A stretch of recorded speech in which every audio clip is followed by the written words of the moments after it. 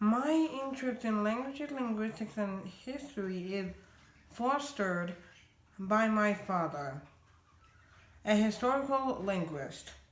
But my interest in languages, linguistics, and but yeah, but my interest in extinct and endangered languages is my own.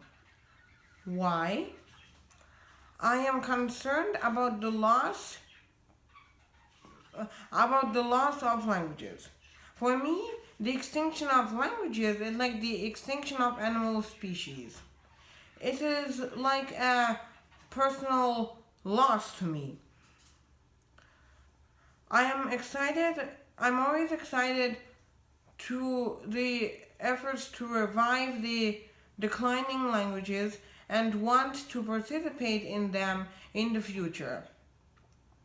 But to make these efforts more successful, we need to know the causes and circumstances of the loss, change, and decline of languages in history.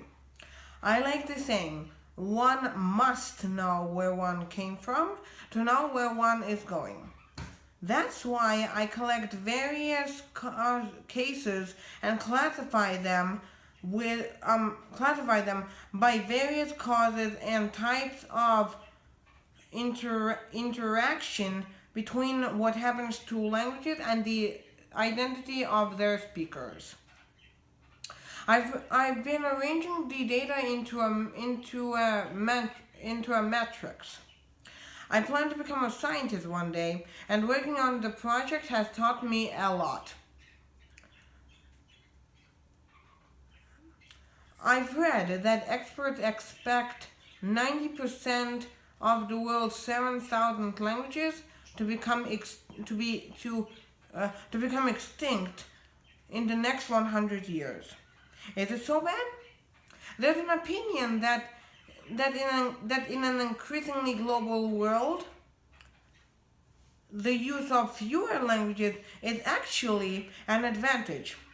I recognize the globalist reasons.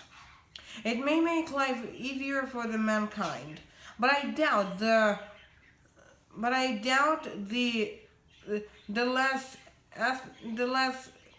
linguistic and cultural diversity will make every one particular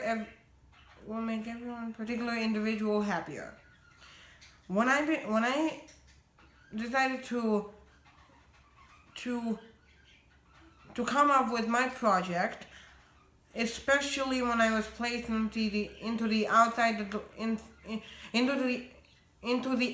the box category, my main doubts were, okay, I've learned something mostly from various internet sites, from Wikipedia articles, from my dad. So what? What new can I, a 14-year-old kid, an 8th grader, say about the subject?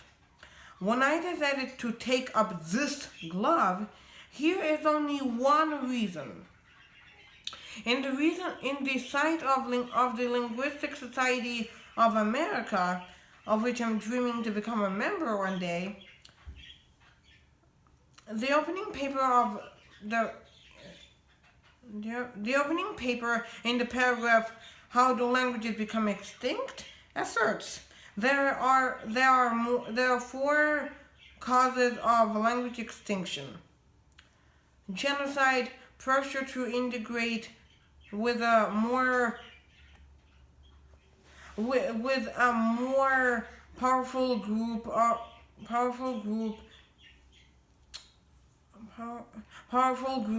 bilingualism, ban on the community to speak its language.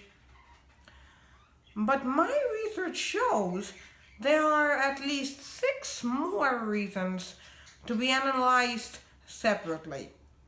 The most common cause in the modern world, and likely in the past, is the interaction of the dominant language and culture. which is not quite the same as pressure. The Romans hardly pressured the Celtic-speaking Gauls to switch to vulgar Latin. They just didn't care.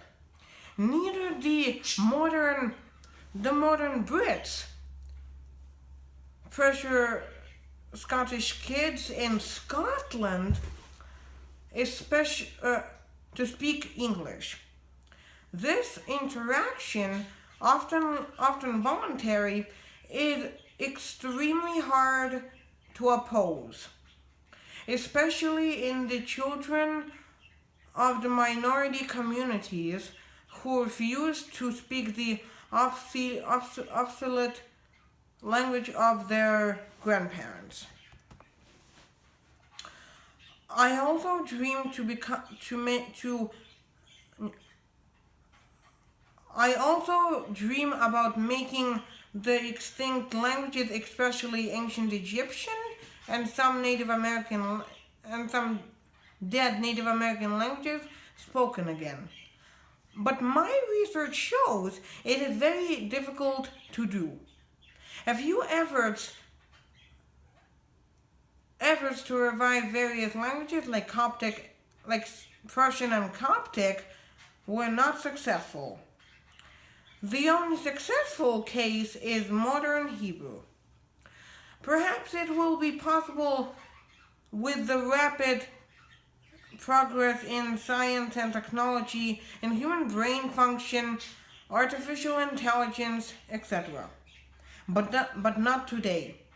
For example, one of my nominators, a leading American expert in neural nets, asserts that the data available for any extinct language